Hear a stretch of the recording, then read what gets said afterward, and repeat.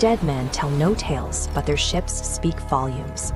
Welcome to the Cursed Compass, where we explore the darkest maritime mysteries.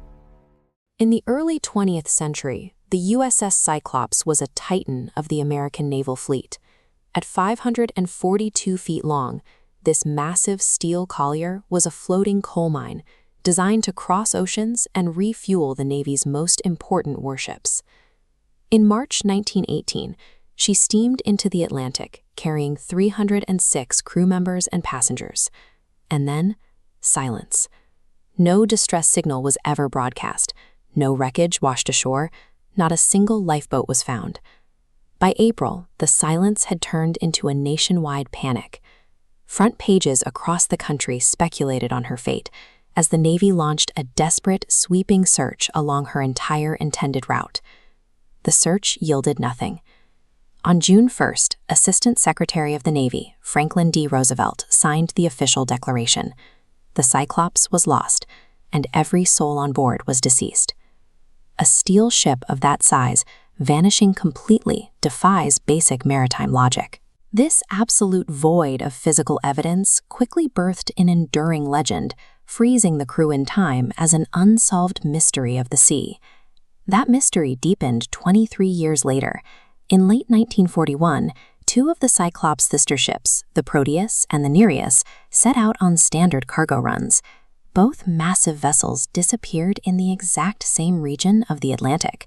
Like their sister ship, they left behind zero debris, no bodies, and no explanation.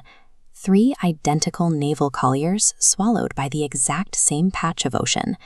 We have to ask if these disappearances point to the paranormal vortex of the Bermuda Triangle, or if a physical, traceable flaw dragged all 3 to the bottom. Because the Cyclops vanished during World War I, the immediate suspect was the Imperial German Navy. The ship was carrying a highly valuable cargo of manganese ore, a critical ingredient for producing munitions. Investigators also looked inward at the ship's deeply erratic commander, Captain George Worley.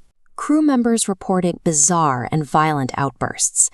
Worley would occasionally patrol the decks in his long underwear and a derby hat, or chase subordinate officers with a loaded pistol. Worley was openly sympathetic to the Germans. He was also transporting Consul General Alfred Gottschalk, another man widely despised by the crew for his pro-German leanings, raising heavy suspicions of a deliberate hijacking. A telegram sent from the U.S. consul during the ship's final port call in Barbados paints a grim picture of those last days. It documented a ship entirely out of funds, burning inferior coal, with officers confined to their quarters, and rumors of a brewing mutiny. Yet after the war, exhaustive checks of German naval records confirmed they had no knowledge of the Cyclops. No U-boat had attacked her, and no mutineers had surrender to enemy forces. Paranoia and poor leadership might explain a mutiny, but they cannot explain how nearly 20,000 tons of steel vanishes from the surface of the Earth without leaving a single piece of floating wreckage. The physical logs tell a much deadlier story. Before the Cyclops even left port, a survey board confirmed her starboard engine had a cracked cylinder. She was crossing the ocean on half power. Worse, she was severely overloaded. Built with a standard maximum capacity of 8,000 tons, the crew had packed 10,800 tons of that dense manganese ore into her holds. As this diagram shows, manganese ore is vastly denser than coal, leaving massive empty pockets of space in the cargo holds. When wet, that ore turns into a heavy, volatile slurry that can easily slide to one side, forcing the entire ship to list dangerously. But the true fatal flaw was chemical. The corrosive nature of the cargo they routinely transported had spent years silently eating away at the massive central steel I-beams running the length of the hold, steadily rotting the ship's core from the inside out. Now imagine that overloaded, corroded vessel hitting a severe storm with 40-knot winds. If the peaks of 2 massive waves lifted the bow and the stern at the exact same time, the rusted, unsupported center would bear the entire 10,000-ton weight of the slurry. The hull snapped completely in half. There was no time for a distress signal and no time to lower lifeboats. The 2 severed halves of the ship flooded instantly, dragging all 306 men to the seafloor in a matter of seconds. This structural failure mirrors the fate of her sisters perfectly.